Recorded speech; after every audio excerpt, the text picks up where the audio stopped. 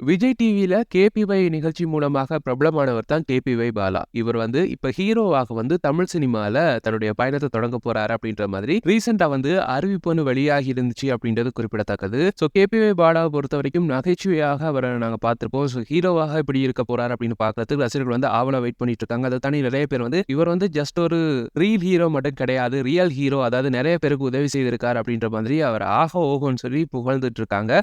அவருக்குன்னு ஒரு தனி ஃபேன் பேஸ் இருக்கு. அவங்க வந்து இவருடைய இந்த படத்துக்காக ரொம்ப ஆவலா வெயிட் பண்ணிட்டு இருக்காங்க. இந்த படத்தை வந்து ஷெரீப் அப்படின்றவர் தான் டைரக்ட் பண்றாரு. இவருடைய முதல் திரைப்படம் வந்து பார்த்தோம் அப்படின்னா ரணம் அறம் தவறேல் அப்படின்னு ஒரு படம். அந்த படம் வந்து ரிலீஸ் ஆகி விமர்சன ரீதியாக நல்ல வரவேற்பு பெற்றிருந்துச்சு அப்படின்றது குறிப்பிடத்தக்கது. இப்ப இந்த பாலாவுடைய திரைப்படம் வந்து ஒரு ஃபீல் குட் எமோஷனல் டிராமா அப்படின்ற மாதிரி அவர் சொல்லியிருக்காரு. ரீசெண்டா வந்து கொடுத்த இன்டர்வியூல தான் இந்த படத்தோட டைரக்டர் ஷெரீப் வந்து இந்த படம் பற்றி நிறைய விஷயங்களை வந்து பகிர்ந்திருந்தாரு. அதுல அவர் மேலும் என்ன சொல்லியிருந்தார் அப்படின்னா, என்னுடைய முதல் திரைப்படம் ஒரு த்ரில்லர் ஜானர்ல இருந்ததால எல்லாருமே அதே மாதிரியான ஒரு திரைப்படம் தான் இது அப்படின்ற மாதிரி சொல்லிட்டு இருக்காங்க. பட் அது கிடையாது. இது முழுக்க முழுக்க ஒரு ஃபீல் குட் ஃபேமிலி டிராமா. கண்டிப்பா எல்லா டைப் ஆஃப் ஆடியன்ஸையும் வந்து இந்த படம் வந்து கவர் பண்ணும் அப்படின்ற மாதிரி இந்த படத்தோட டைரக்டர் வந்து சொல்லியிருக்காரு. வெயிட் பண்ணி பார்க்கலாம். நடிகர் கேபிஒய் பாலாவுக்கு வந்து இந்த திரைப்படம் என்ன மாதிரியான ஒரு வரவேற்பை கொடுக்க போகுது, தமிழ் சினிமால அவருக்கு வந்து சரியான அங்கீகாரத்தை கொடுக்க போகுது அப்படின்னு சொல்லி பொறுத்திருந்து பார்ப்போம்.